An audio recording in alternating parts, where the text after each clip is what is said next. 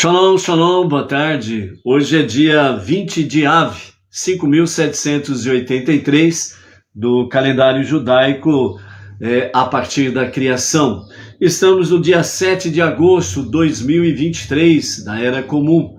À tarde com a Torá, trazendo a Parashá da semana e as suas leituras diárias. Hoje é o segundo dia da semana, é o segundo dia para o Shabat. Então nós estamos na nossa segunda leitura da nossa Parashá da semana, Re'eh, que significa veja. É interessante que nós temos aí, né, como vimos no dia de ontem, veja, significa que você precisa olhar, não é simplesmente olhar, mas é preciso ver. Isso significa que você precisa ver o que está além daquilo que você está olhando. É um desafio. E isso daí traz para nós realmente uma questão de ousadia para vermos o que está além daquilo que nós olhamos. Ou seja, você olha lendo a palavra, mas você precisa ver o que está por detrás da palavra. Esse que é o desafio. Então, Re'eh, veja, onde nos traz o desafio sobre bênçãos e maldições, ou maldições e bênçãos, onde nós precisamos ver que através das adversidades, através das lutas, das nossas aflições e dores, nós temos que ver as bênçãos que estão por detrás destes males ou destas maldições. E é preciso realmente ter fé e confiança em Deus para poder buscar realmente ver. Que os nossos olhos possam ver o que realmente o Eterno tem para cada uma das nossas vidas, nossas famílias, nossas comunidades e tudo aquilo que nós colocarmos as mãos para o fazer, que nós possamos ver, para que nós possamos compreender cada vez mais realmente o santo querer de Hashem para as nossas vidas. Segundo dia para o Shabat, é a nossa preparação para cada vez mais estarmos aí nos preparando para o sagrado dia do Shabat, ok? A nossa Parashá da semana, Re'eh, veja, né? Nós temos aí, nessa Parashá semanal, nós temos as 7 leis de Noah, inclusa dentro da própria Parashá, né? Então vejam bem, por exemplo, nós temos aí não praticar idolatria, que significa cancelar a idolatria. Nós encontramos isso aqui no Deuteronômio, né, que é o nosso 5º livro que nós estamos.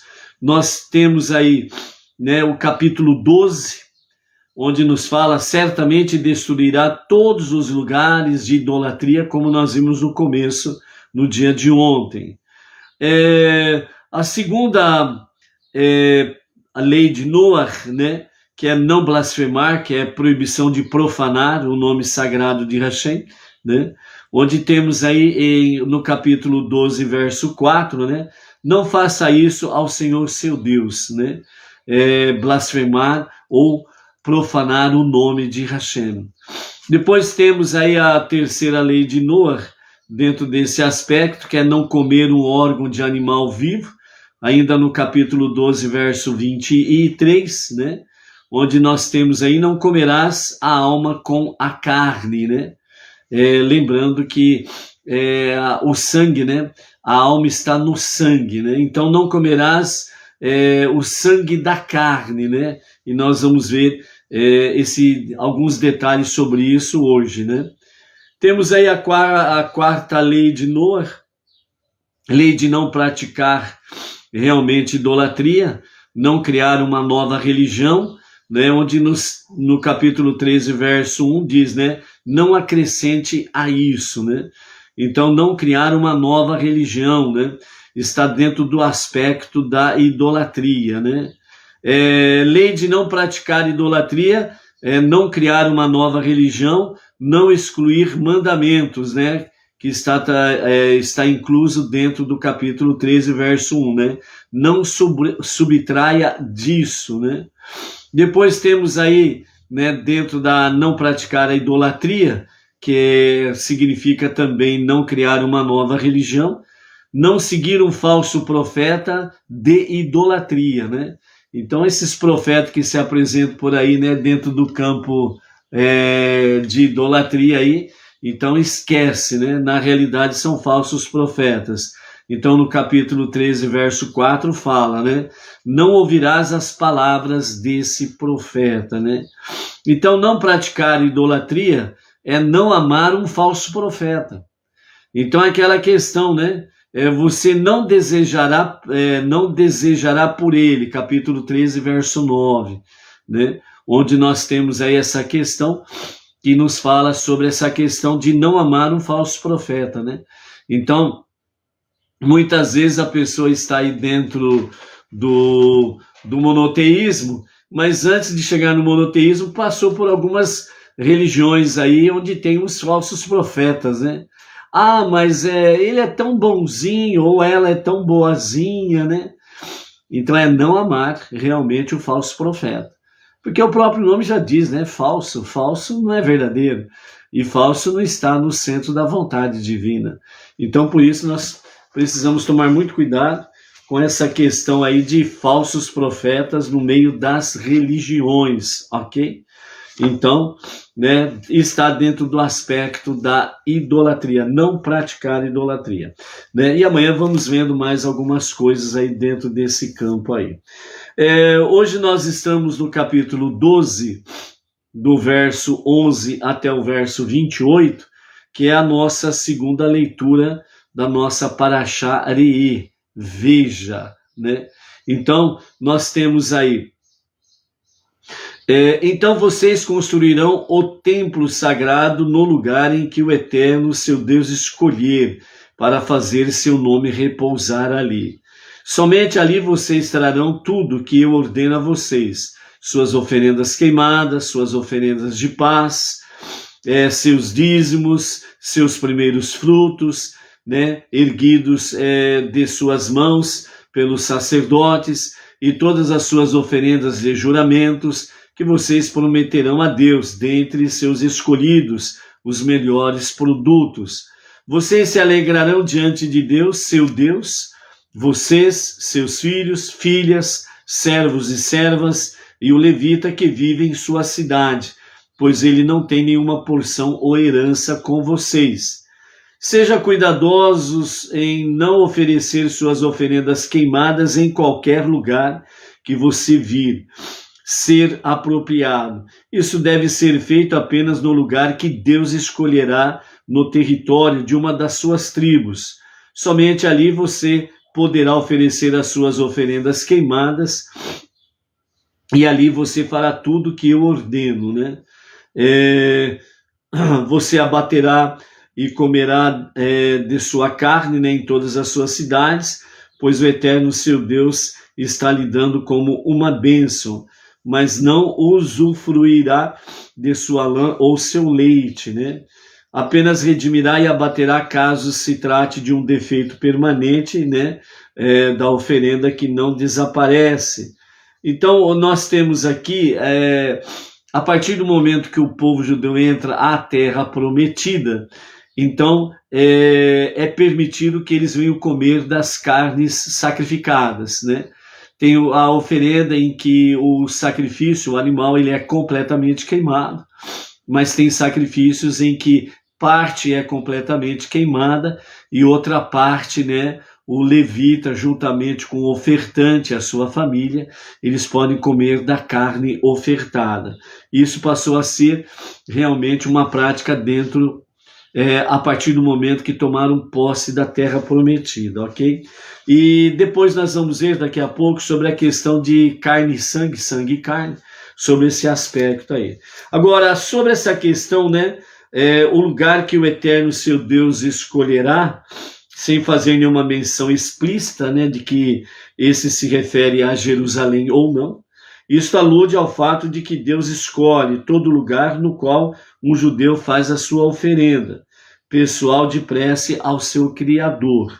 Por essa razão, quando um judeu reza, ele se vira, né, na direção de Jerusalém, porque em termos espirituais ele se encontra em Jerusalém, o lugar que o Eterno, seu Deus, escolherá, como nós vimos aqui na nossa leitura desse momento, né? Então, o lugar em que o Eterno fará repousar o seu nome, o lugar que ele escolherá. Então, principalmente depois da destruição do segundo templo, o judeu, aonde ele estiver no mundo, em qualquer lugar do mundo, do planeta, então ele sempre se vira em direção a leste, né? Em direção a Jerusalém para fazer as suas preces, né? E dessa forma, de forma espiritual, ele se encontra em Jerusalém, quando assim ele o faz, né? Voltando-se para Jerusalém para fazer as suas preces, que é o lugar, antes deles entrarem na terra prometida, a palavra fala que o lugar que o Eterno, seu Deus, escolherá, né? Então, por isso que todo judeu, ele faz as suas preces voltada para Jerusalém, ok? O Benei Noach, ele pode fazer as suas preces voltado para Jerusalém? Sim, ele pode fazer. Ele não é obrigado a fazer. Mas se ele deseja fazer as suas preces voltadas em direção a Jerusalém, não tem nenhum impedimento. Ele pode fazer, né, voluntariamente, com amor a Hashem, com amor ao irmão, o povo judeu, né? Ele pode fazer tranquilamente, né? E também ele pode elevar a sua alma dentro dessa voltar-se para Jerusalém de forma espiritual. Ele, com muito amor, com muita espiritualidade, ele pode se sentir em Jerusalém, por assim dizer, ok? Então não tem problema algum com referência a esse aspecto.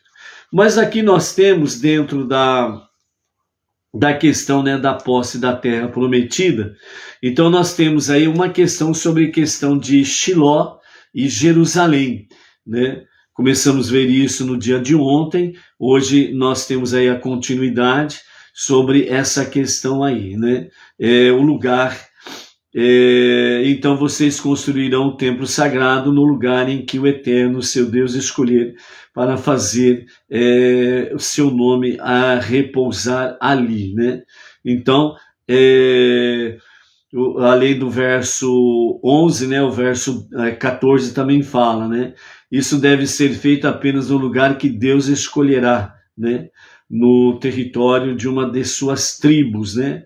E somente ali você poderá oferecer as suas oferendas queimadas, e ali você fará tudo que eu ordeno a você, Moshe falando ao povo que estava para tomar posse da terra prometida.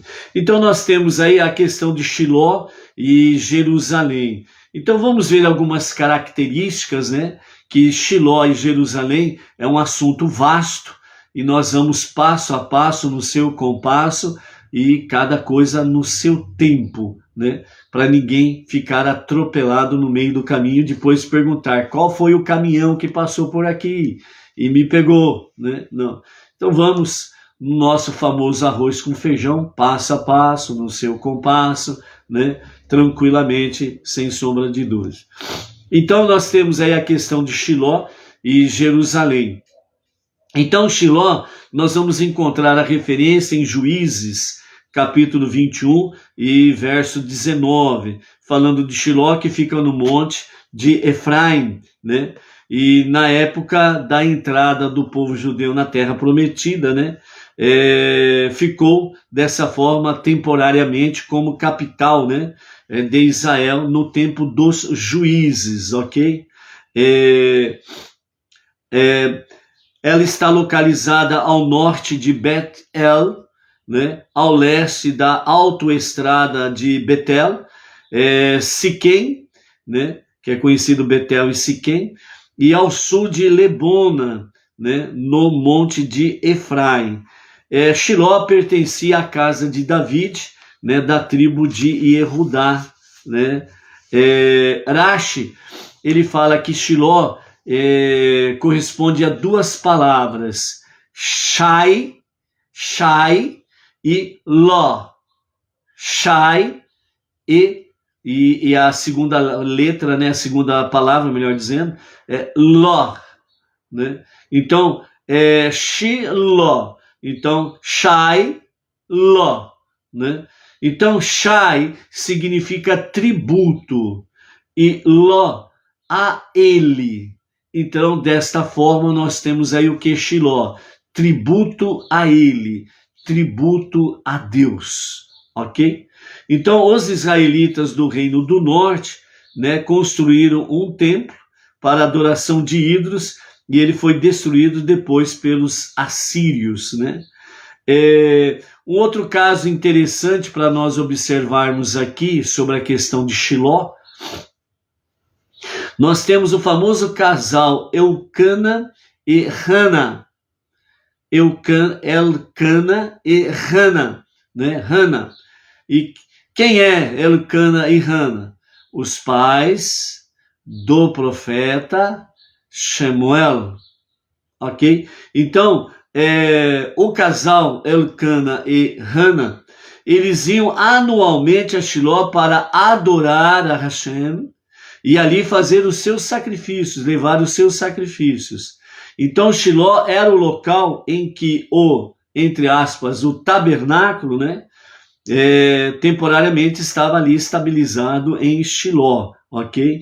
E também conhecido como a casa do Eterno, a casa do Senhor, como está em 1 Samuel capítulo 1, verso 7, onde nos relata aí exatamente aquele momento em que Hana, ela está no tabernáculo, certo, ali em Shiló, fazendo a sua prece para que ela tivesse um filho, ok? E é exatamente nesse momento que ela é atendida por Hashem, né? E ela acaba retornando ao seu marido, eles coabitam, e aí nasce o profeta Samuel, né? Capítulo 1 tem essa história aí que todos podem rever posteriormente. Esse tabernáculo em Shiló, ele ficou por cerca de 300 anos, né? E era a cidade central, né, desde os dias de Josué, na posse da terra prometida, até o tempo de Samuel, né, que girou em torno de 300 anos aí. Rashi diz que Shiló é o lugar que a Torá se refere como o lugar escolhido por Deus. E Jerusalém sempre foi honrado como lugar escolhido de Deus. Por isso, Abraão realizou a Akedá, e também Adão ofereceu sacrifícios ali, né? Yaakov, ele dormiu ali usando uma pedra como travesseiro, né? E ele viu a escada que saía da terra e até o topo do céu, em Betel, né? Betel, né? Então temos esse lugar, né? Como diz Kli Yakar, né? É o lugar escolhido de Deus, né? Jerusalém, ok? Então nós temos aí uma referência sobre Shiló e Jerusalém, né? E nos próximos dias vamos trazer mais alguns fatos aí sobre a questão de Shiló e Jerusalém, para nós estarmos aí, vamos dizer, um pouco mais afiados sobre o detalhe em si de Shiló e Jerusalém, ok? A palavra do nosso Rebbe Menachem Mendel para a aliá de hoje, né? Ele nos fala sobre elevar a nossa alma, né?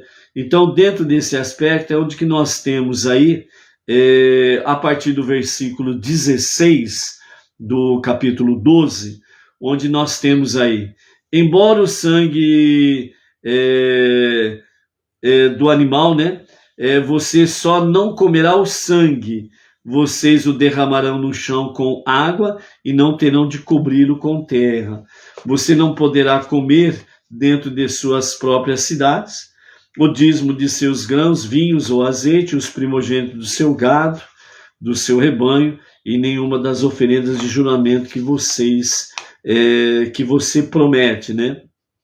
Então, nós temos aqui o início sobre a questão de vocês não comerão o sangue, né? Na sequência, nós temos aí o verso 18, você os comerá diante do eterno seu Deus, né, os sacrifícios, né, e você comerá juntamente com o seu filho, filha, servo, serva, sua família, e o levita, que é exatamente o Kohen, que recebe ali o sacrifício, né? Então o Kohen junto com a família, eles comem da parte que é permitida no sacrifício, ok?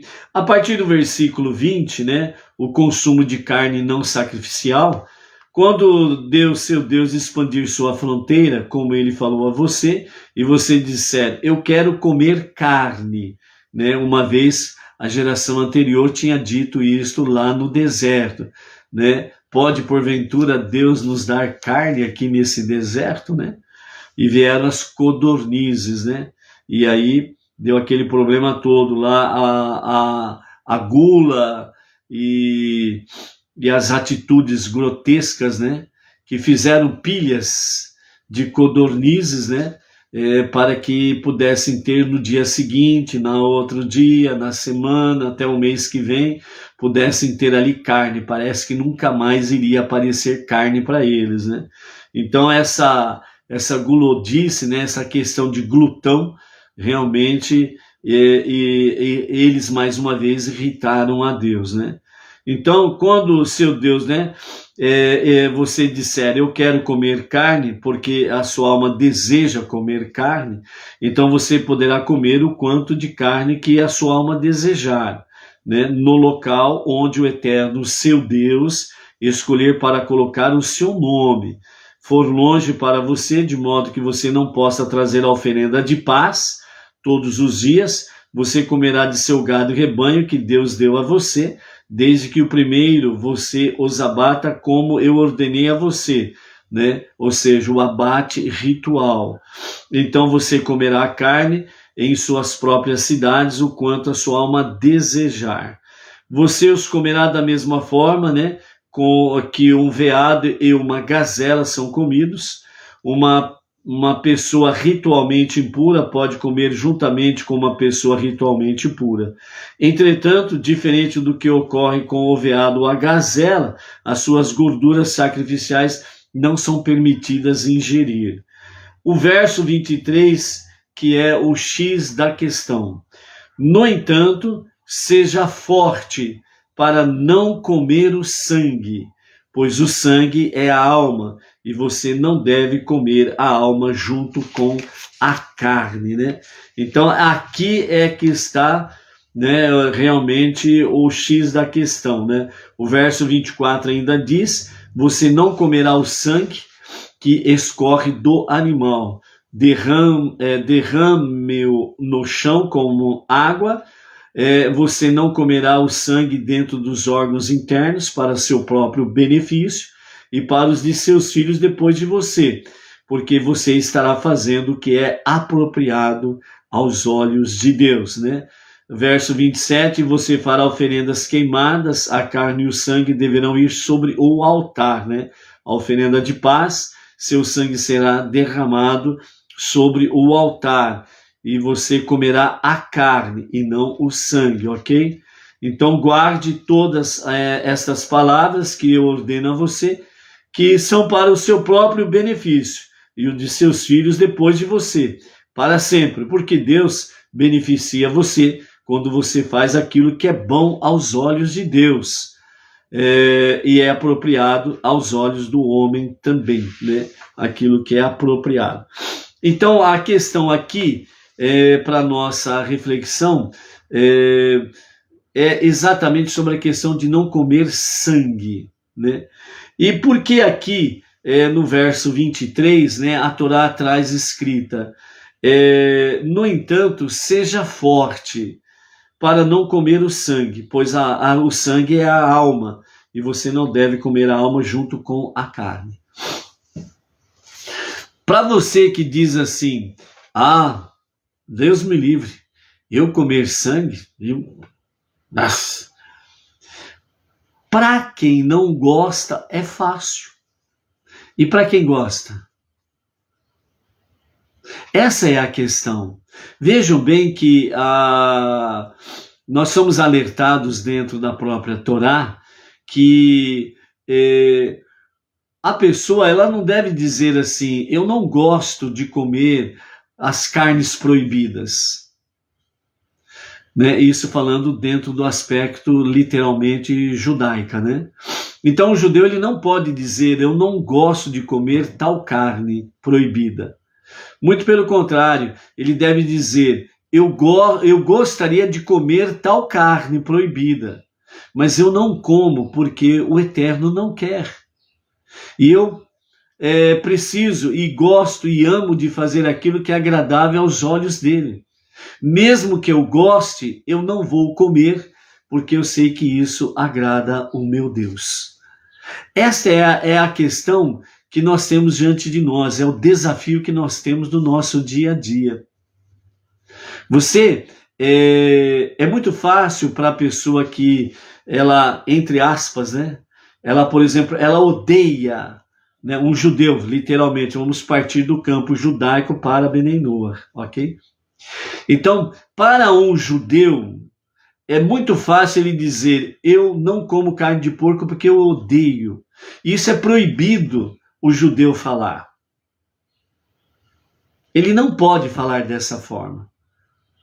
Ele precisa se expressar, eu gostaria de comer a carne de porco, mas eu não como porque isso é agradável ao meu Deus. Então eu resisto. Lembram como nós temos visto nos últimos dias sobre a questão das forças antagônicas? Existe o bem e a força contra o bem é o mal. Existe a vida. E qual é a força contra a vida? A morte. Há a luz. E a força contra a luz são as trevas. Então, Deus ele criou todas as coisas justamente para que sempre haja poderes antagônicos, o positivo e o negativo. As energias positivas e as energias negativas. Aquilo que Deus falou de forma explícita para o povo judeu é proibido. E por que é proibido? Porque o judeu ama ou amava fazer estas coisas. E eles precisaram aprender a fazer aquilo que Deus ama. Ou seja, dentro da didática divina, Deus ele vem trazendo o povo judeu dentro de uma didática divina em que realmente eles estão sempre e constantemente entre luz e escuridão, entre o bem e o mal. A direita, a benevolência, e a esquerda, o rigor, a força, a severidade.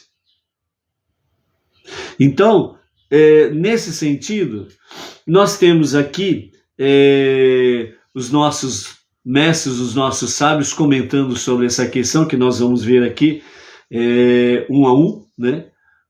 O Talmud, o Midrash, o Rabi Ishmael, Rashban, Behaye, Urashi, né? O famoso Urashi, não podemos ficar sem Urashi. O nosso mestre Menachem Ben sempre fala sobre isso, estudar a Torá com comentários de Urashi, não pode faltar em hipótese nenhuma, né? E também nós vamos ver aí o que o Rabi Shimon Ben Azai também fala com referência a esta questão, né? Seja forte para não comer o sangue. Então só aqui nós já podemos visualizar o seguinte: para quem não gosta de comer X questão ou de determinado alimento, então ele não precisa ser forte. Eu não gosto. Acabou. Mas aquele que gosta, então esta é a palavra da advertência. Esta é a palavra do ânimo, do estímulo para que realmente possa vencer a prova, o teste ou a tentação, como queira. Então, por isso, o verso 23 do capítulo 12 de Deuteronômio, Devarim, fala bem clara: no entanto, seja forte para não comer o sangue. Então, quando você já começa a visualizar essa questão, então a pergunta vem: mas espera aí, o povo judeu comia sangue? O povo judeu gostava de comer sangue? Por que que o versículo traz para nós: seja forte para não comer o sangue? Se não gosta, se odeia, por assim dizer, então não precisa ser forte. Para mim não fede, não cheira, não é isso que diz? O famoso ditado, né? Alguém chega assim e fala assim: como eu amo comer pudim. Aí outro diz assim: doce para mim não faz nenhuma diferença, não fede, não cheira. Então, para aquele que não gosta de doce, ele não precisa ser forte. Para aquele que gosta de doce, ele tem, por exemplo, problemas de diabetes, né? Então precisa vir o estímulo: seja forte, não coma doce. Então ele tem que fazer um exercício diário de resistência, porque ele ama comer doce, mas ele não pode por causa da sua diabetes. Ou então, como diz o ditado, né, só um pedacinho, mas mesmo assim faz mal. Então, por isso precisa da palavra: seja forte para não comer doce. Está compreendendo a questão? Seja forte para não comer o sangue? Vamos ver o que os nossos comentaristas falam, ok? Então vamos lá. Começando pelo Talmud, com o Rabi Ishmael, ele diz assim: originalmente era proibido comer carne não sacrificial. Quando eles entraram na terra de Israel, a carne não sacrificial foi-lhes permitida. Rabi Akiva diz: originalmente eles tinham permissão de comer a carne de um animal que não foi abatido ritualmente. Quando eles entraram na terra, carne que não foi abatida ritualmente tornou-se proibida para eles. Ou seja, a forma correta de matar o animal, como está no Talmud, Rolim 16b e 17a, certo? Rashi, ele fala o seguinte: por que a Torá prefere enfatizar seja forte para não comer o sangue? Ou não coma o sangue, né? Então a proibição de comer sangue não aparece pela primeira vez aqui na nossa Parashá Re'eh, né? Segundo segundo Rashi, né? Essa proibição ela é mencionada em torno de 7 vezes na Torá: não coma carne. Ou, né, dentro do nosso aqui, versículo 23, né? Seja forte para não comer o sangue, melhor dizendo, né? Então, para não comer o sangue, temos aí uma menção em torno de 7 vezes dentro da Torá. Então, Rashi, ele ficou intrigado com essa questão, né? Porque a Torá enfatiza aqui a necessidade adicional de ser forte para não comer sangue, em vez de fazê-lo em uma das situações anteriores, quando a proibição é mencionada. E uma vez que o povo judeu aprendeu a prática de comer sangue no Egito, como, né, Rambam, Maimônides, ele cita nas questões clássicas, né, dos seus escritos para Vaikra, capítulo 17, versos 10 a 12, né? Porque a proibição é enfatizada aqui de novo, 40 anos depois de o povo judeu ter saído do Egito? Então, isso leva Rashi a concluir que, até mesmo aqui, 40 anos mais tarde, o povo judeu ainda costumava ingerir sangue excessivamente. E, portanto, a Torá julgou necessário dizer: sejam fortes para não comer sangue, ok? Então, Rashi também não ficou, ele ficou intrigado, mas também não ficou satisfeito com essa questão, né? Então, Rashi trouxe uma explicação, né, adicional, dizendo que o povo judeu realmente não comia mais sangue a essa altura. E esta declaração veio somente para advertir vocês e ensinar a que ponto vocês devem fortalecer a sua observância das mitzvot, né? Então aí Rashi, ele a princípio fica intrigado nessa questão, né? O povo judeu, ele aprendeu no Egito a comer sangue e eles comiam excessivamente sangue. E aí, dentro dessa questão aqui, né, já numa explicação adicional dos comentários que ele fez aqui anteriormente, então ele fala que realmente 40 anos depois, o povo a essa altura não comia mais sangue, mas a declaração, a advertência, ela veio para que pudessem reaprender, reensinar, para não esquecer que a ponto que vocês devem fortalecer a observância dos mandamentos. Ou seja, vocês não podem esquecer essa questão, né? Seja forte para não comer o sangue, ok? O Geraldo Amância está perguntando, e a transfusão de sangue? A transfusão de sangue, você está doando vida. E como você precisa amar o seu próximo como você ama a si mesmo, a doação de sangue, a transfusão de sangue, ela é uma forma de você amar o próximo, doando sangue. Porque o sangue, ele tem inúmeros benefícios para ajudar o próximo a realmente vencer doenças, problemas cirúrgicos graves, né, que precisa de sangue e etc e tal. Então a transfusão de sangue não é comer sangue, né? O comer sangue vem exatamente pela boca, né? O paladar envolvendo todo o aparelho digestivo, né?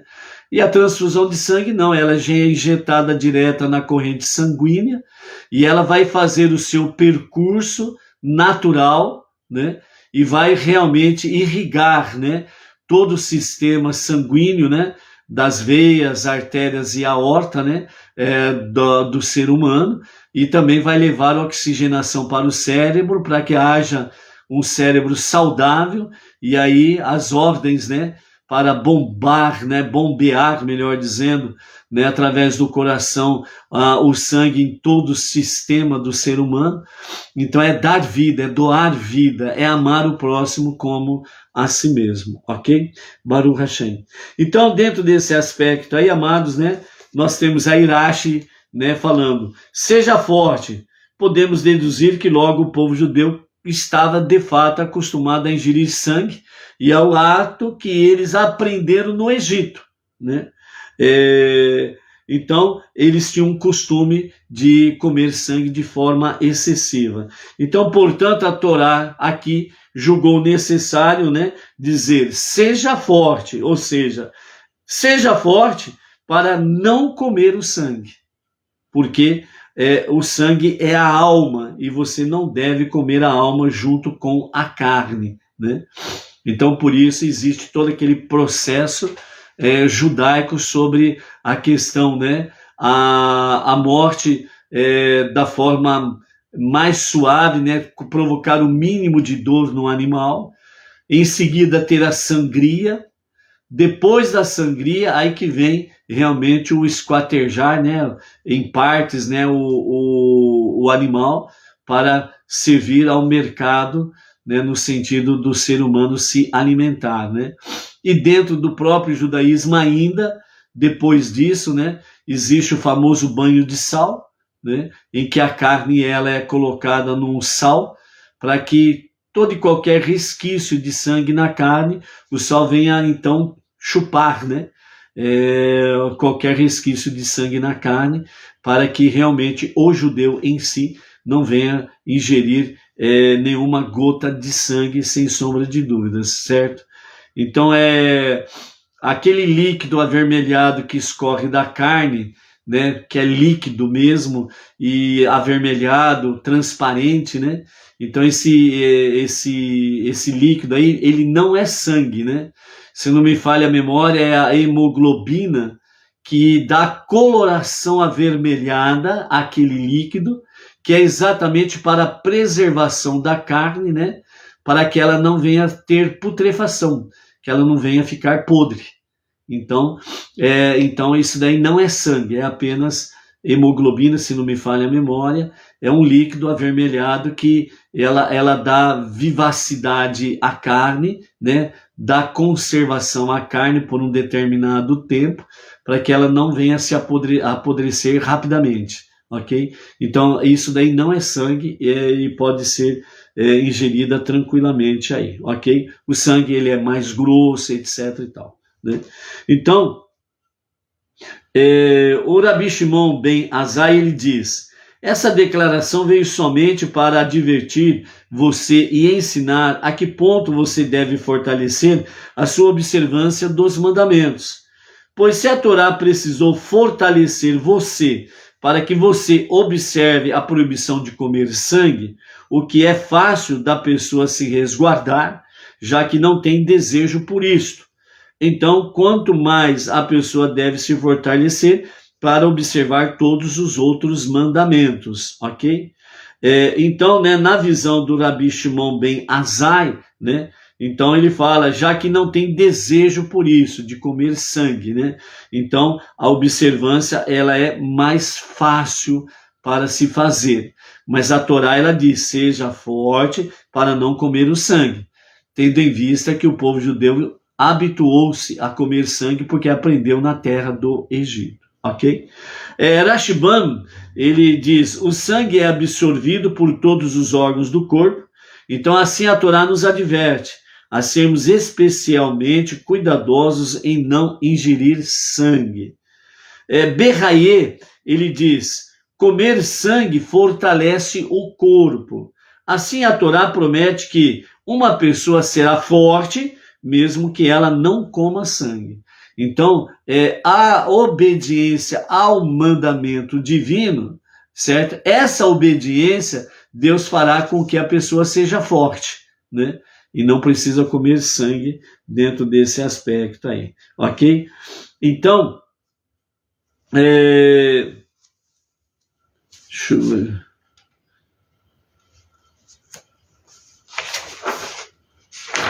Dentro desse aspecto aqui ainda, né, nós temos aqui nos comentários do nosso Rebbe Menachem Mendel, né, no Humash, né, trazendo sobre essa explicação, né, adicional do ensinamento do Rabi Shimon ben Azai, né?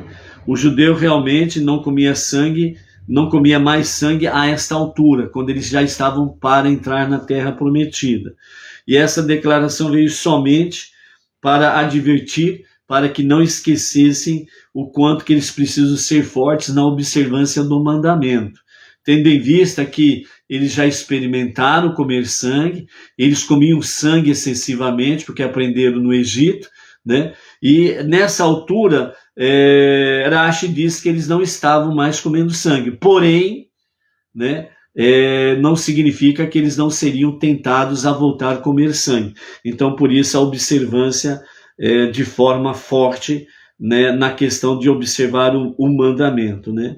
Então, Rashi citou esta somente como uma explicação secundária, visto que ela possui uma desvantagem ainda maior que a própria interpretação do Rabi Yehudá, pois no nível literal é difícil de aceitar que esta ordem específica de seja forte para não comer o sangue é de fato um princípio universal que se aplica a todas as mitzvot da Torá. Então vejam bem que aqui nós temos exatamente a questão que é um princípio universal. Então não é só para o judeu não comer sangue, mas para todos os povos não comerem sangue. Porque a alma do animal está no sangue. A alma está no sangue. E não pode se comer carne com sangue. Entendeu? Justamente por causa dessa questão da alma do animal que está no sangue, né? E a alma está no sangue nosso naturalmente, ok? Então, dentro dessa questão, é um fato de um princípio universal. Então, o Beneinô diz assim, bom, eu não sou judeu, eu posso comer sangue. Não, aqui está dizendo que é um princípio universal. Então, para o Beneinô, né, também é proibido comer sangue. Você pode comer a carne, né, tirando o sangue da carne, mas não podemos comer sangue, ok?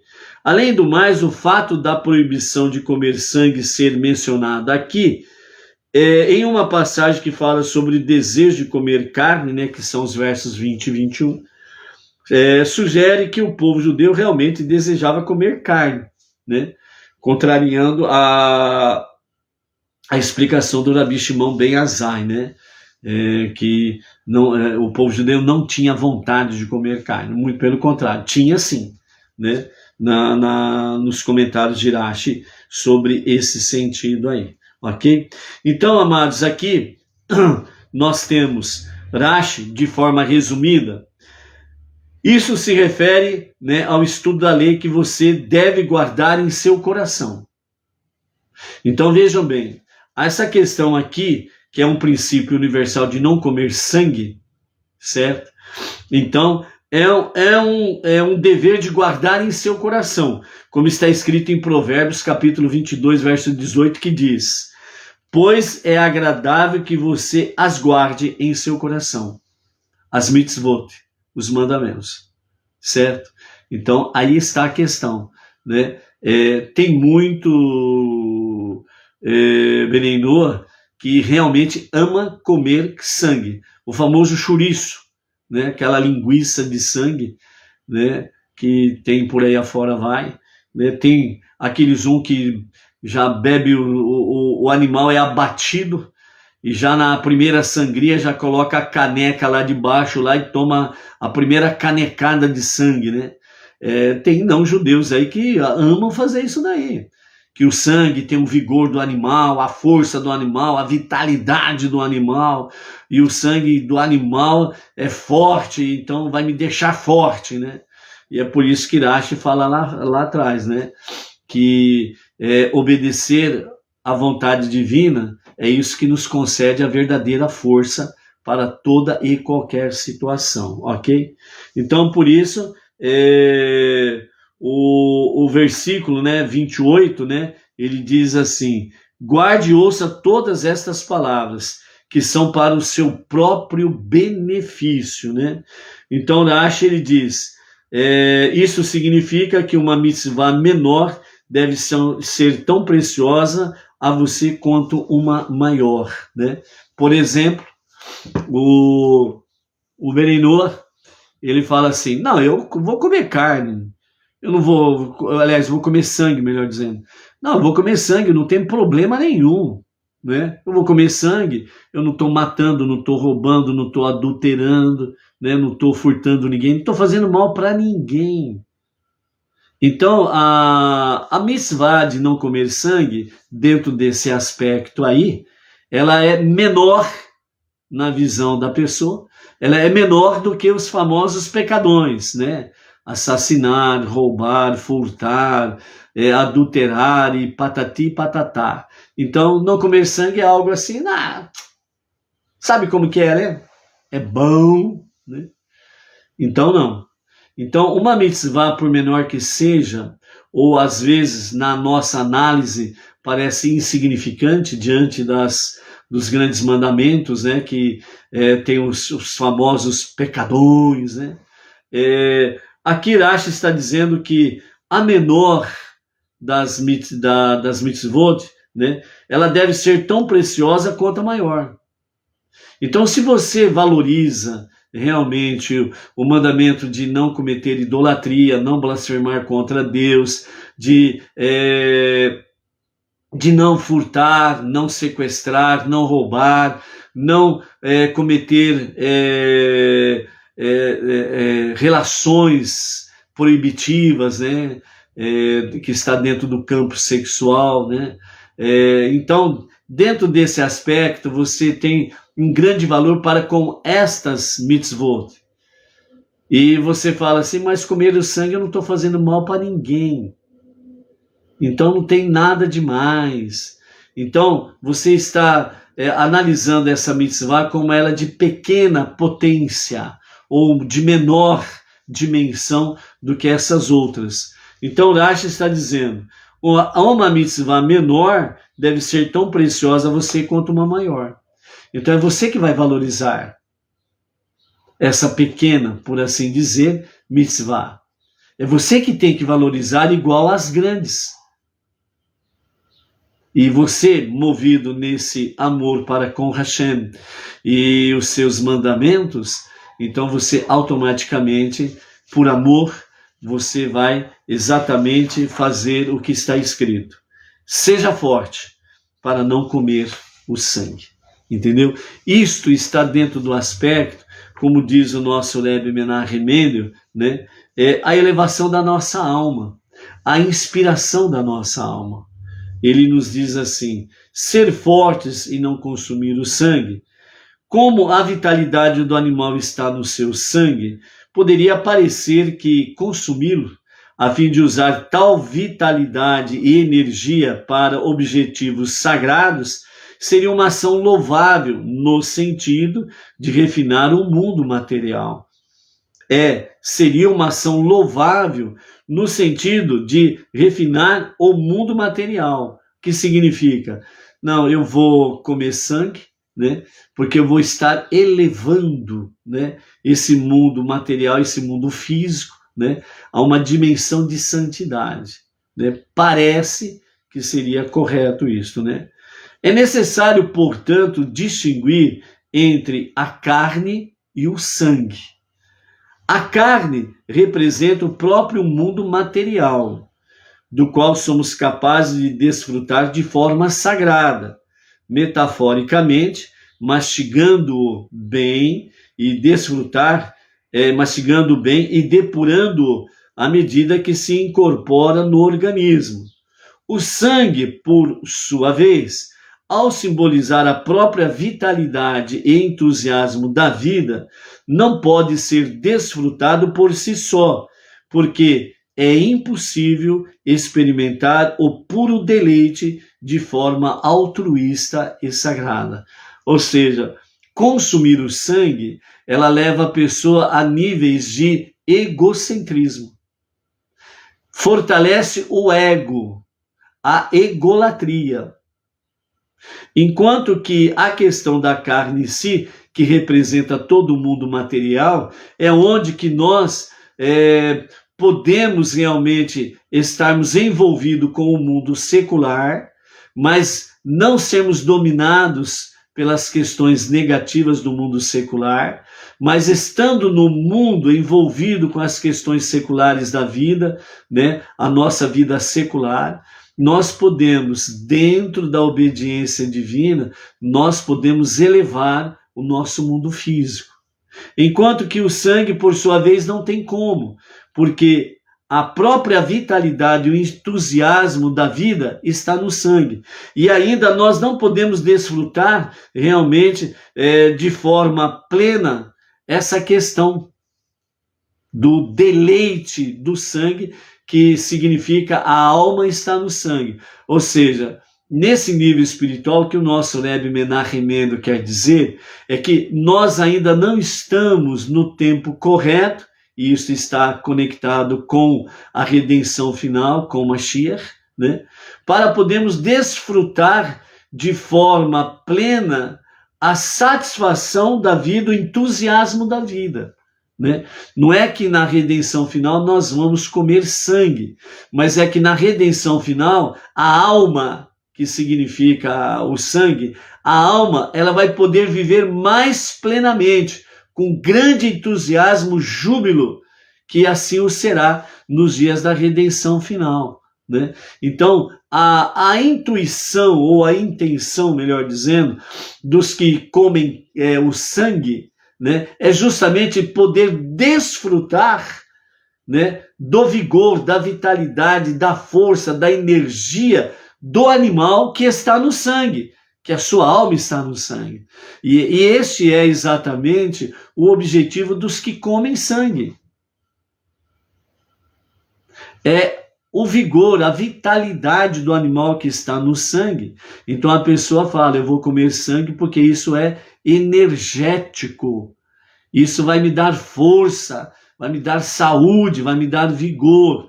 Então, nesse aspecto, as pessoas elas estão entrando dentro de uma dimensão proibitiva, porque nós não podemos desfrutar plenamente desta questão.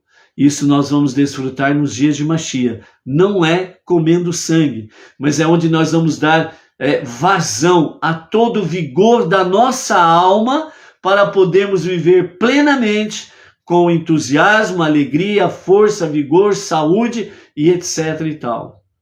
Porque nós estaremos nos dias de Mashiach desfrutando potencialmente de todas as mitzvot de Hashem. E isso estará trazendo a verdadeira vitalidade para nós.